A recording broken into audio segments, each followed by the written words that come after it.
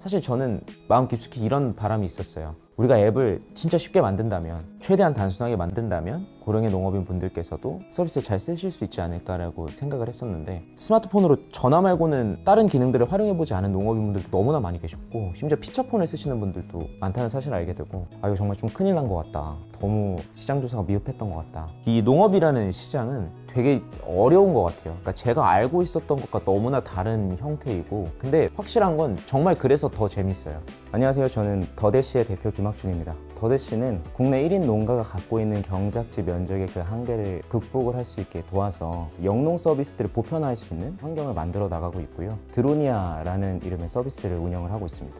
드로니아는 최초에 드론으로 하는 이 방제 작업 전반을 디지털화해서 관리 감독할 수 있게 툴로 출시가 됐는데, 이제는 농업인분들의 개별적인 드론 방제 용역에 대한 수요가 늘어나고 있거든요. 이분들과 저희가 확보한 조종사분들을 연결하는 비즈니스를 하기 위해서 확장하고 있습니다. 최근에는 농협중앙이랑 같이 제휴를 체결하고 콕뱅크라는 900만 명의 사용자가 이용 중인 앱 드론 서비스를 발주할 수 있는 채널도 신설했습니다.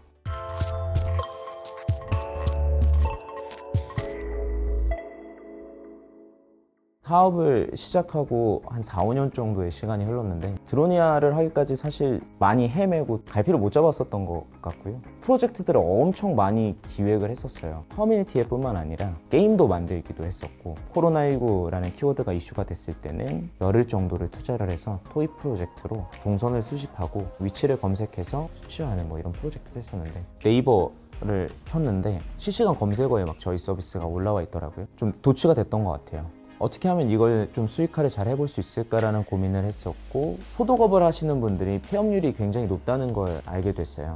이분들 같은 경우에는 영업력이 굉장히 중요하거든요. 그래서 소독업을 영위하고 계시는 분들을 만나 뵙고 협약 체결하고, 사업의 성공이 코앞에 있는 것 같이 많이 느껴졌었던 것 같아요. 근데 나중에 알고 보니까 소독업을 하시는 분들의 주요한 수익원은 방역하는 그런 활동이 아니라 해충을 박멸하는 활동이더라고요. 제가 바퀴벌레를 진짜 싫어하거든요. 그래서 결국에는 이런 배움을 얻었던 것 같습니다. 내가 조금 더 확신을 가지고 정말 이걸 혁신하면서 보람을 느낄 수 있을 만한 그런 섹터에서 우리가 사업을 영위를 하는 것이 당장의 성과를 창출하는 것보다 훨씬 더 중요하다. 잠시 이제 달리는 걸 좀 멈추고 어떤 혁신을 할 수 있으면 어떻게 해야 될지 생각하는 시간들을 가졌습니다. 그래서 찾았던 게 드론 산업이었어요. 근데 우리나라의 이 드론 시장에 대해서 공부를 조금 해보니까 건설 과정 관리라든지 시설물 관리, 엔터테인먼트를 위한 영상 촬영, 혹은 농업 쪽에서 이제 다들 활동을 하고 계시더라고요. 그 중에서도 농업이 가장 큰 규모의 시장이었고, 농약을 살포하는 단순한 방제 작업부터 노지에 있는 작물들을 모니터링을 하는 활동들, 비료를 살포하는 것도 또 충분히 가능하고요. 우리나라는 지역 농협이나 지자체가 농업인을 집단으로 모으고 드론 서비스 업체를 연계하는 방식으로 보통 이 서비스를 제공한다는 걸 알게 됐어요. 저희는 이 드로니아라는 서비스를 농업인 분들과 드론 조종사분들을 연결할 수 있는 카카오 택시 같은 형태의 서비스로 만들어 보고자 했었습니다. 일단 서비스를 공급할 수 있는 조종사를 최대한 많이 모아야 되겠다. 그래서 많은 업체들을 방문해서 시장 조사를 해봤는데, 이분들이 정말 이제 열악한 환경에서 작업을 관리를 하고 있었는데, 화면 지도를 출력을 해서 작업지와 비작업지를 식별을 해서 작업을 처리를 하고 계시더라고요. 한 사람의 드론 조종사가 하루 동안 작업할 수 있는 총 면적이 6만 평에서 한 10만 평 정도 되는데, 7,800평 정도 되는 그 규모의 작업지만 프린트를 해봐도 거의 A4 용지로 6장을 이어 붙여야 되거든요. 그럼 이거 거의 10배 되는 걸 들고 다니면서 작업을 해야 되는 건데, 현실적으로 많은 어려움이 있었던 거죠. 보면서 저는 이건 분명히 우리가 완벽하게 대체할 수 있는 무언가를 만들어낼 수 있을 것 같다라는 생각을 했고요. 그래서 저희가 처음에 만들었던 건 모바일 환경에서 작업지와 비작업지를 바로 확인할 수 있게 시각화해서 보여드리고, 작업지를 면적만 입력해서 분배를 한다거나 사전 계획 프로세스 전반을 완전히 대체할 수 있게끔, 이렇게 좀 처음에는 툴의 형태로, 솔루션의 형태로 시스템을 구축해서 드론 조종사분들을 열심히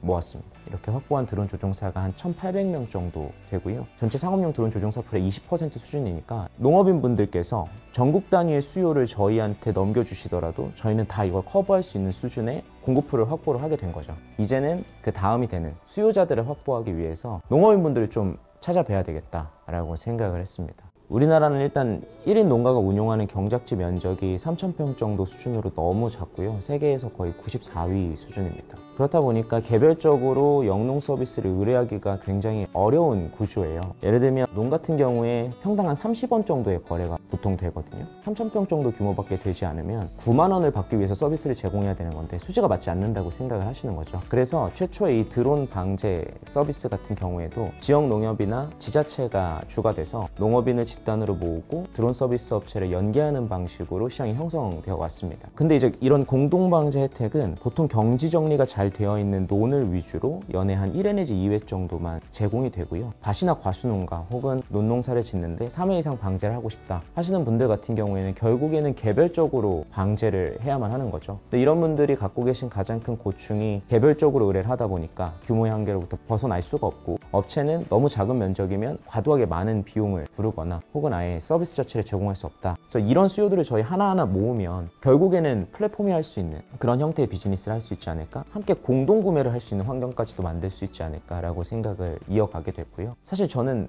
마음 깊숙이 이런 바람이 있었어요. 우리가 앱을 진짜 쉽게 만든다면, 최대한 단순하게 만든다면 고령의 농업인 분들께서도 서비스를 잘 쓰실 수 있지 않을까라고 생각을 했었는데 제가 생각한 것보다 훨씬 더 앱 서비스에 대한 접근성이 떨어지더라고요. 스마트폰으로 전화 말고는 다른 기능들을 활용해보지 않은 농업인분들도 너무나 많이 계셨고, 심지어 피처폰을 쓰시는 분들도 많다는 사실을 알게 되고, 사실 정말 이제 좌절을 했습니다. 이거 정말 좀 큰일 난 것 같다.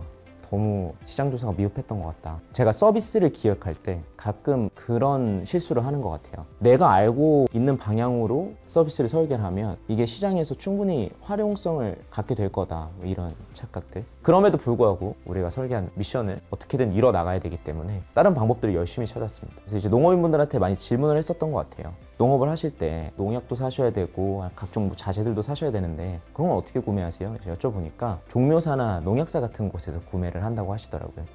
오프라인 유통망을 이들이랑 같이 좀 만들어 볼 수 있는 방법을 찾아야 되겠다. 거의 한 30곳 넘는 종묘사들을 인터뷰를 했었던 것 같아요. 근데 이분들이 사실 옛날부터도 농업에 필요한 인력들을 중개하는 허브 역할을 해오시던 분들이더라고요. 그래서 여쭤보고 저희가 뜻을 같이 할 영업점을 현재까지 한 15곳 정도로 확보를 할 수 있었고요. 농업인분들께서 드론 방제에 대한 수요가 있으면 대리에서 이제 등록을 해주시고 저희와 함께 수익을 쉐어하는 이런 구조로 사업 개발 활동을 추진을 이제 하고 있습니다.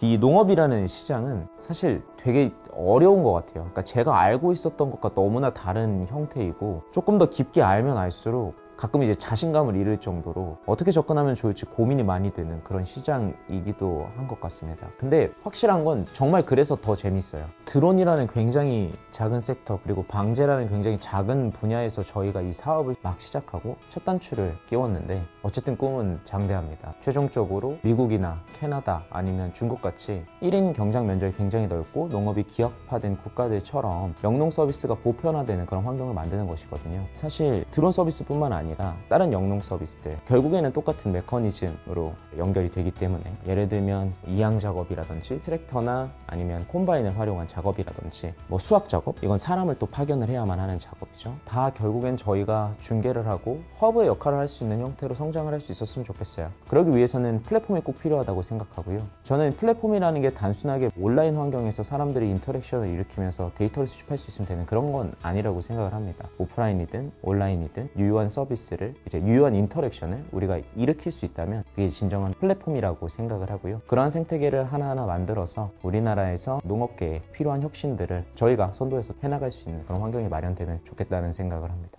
예전에는 빠르게 성장을 할 수 있을 만한 기회가 보이면 당장 제품을 빠르게 개발을 해서 결과물을 만들어내는 것을 목적으로 두고 사업을 해왔었던 것 같아요. 근데 지금 돌아보면 멋진 제품을 만들어내는 것보다 결국에는 문제에 집중해야 하고 해결 방안을 어떻게 제시하느냐가 더 중요한 것 같고요. 그 MVP라는 말을 많이 쓰잖아요. 근데 MVP는 사실 앱이나 웹이나 아니면 어떤 하드웨어의 형태가 아니어도 된다고 생각하거든요. 예를 들면 뭐 중고 강아지 용품을 판다고 해볼게요. 이거를 최적화된 앱을 만들어서 팔아볼 수도 있지만 결국에 상품이 경쟁력이 있어야 되고, 그걸 어떻게 잘 팔 수 있는지 그 안에 컨텐츠들이 경쟁력이 있어야 되는 거기 때문에 사실 뭐 기존에 있는 중고나라나 당근마켓을 통해서도 사업성을 충분히 테스트를 해볼 수 있다고 생각을 하거든요. 그런 활동들을 다 하고 내가 인사이트가 충분히 갖춰졌을 때 그때 제품을 만드는 걸 시도하는 게 올바른 일이 아닌가. 이번에 하고 있는 이 비즈니스도 이러한 생각을 기반으로 해서 준비해서인지 기존에 했던 일들보다 훨씬 더 시행착오가 적었던 것 같거든요. 결국에 스타트업들은 계속해서 해결해야 되는 문제들을 제시하고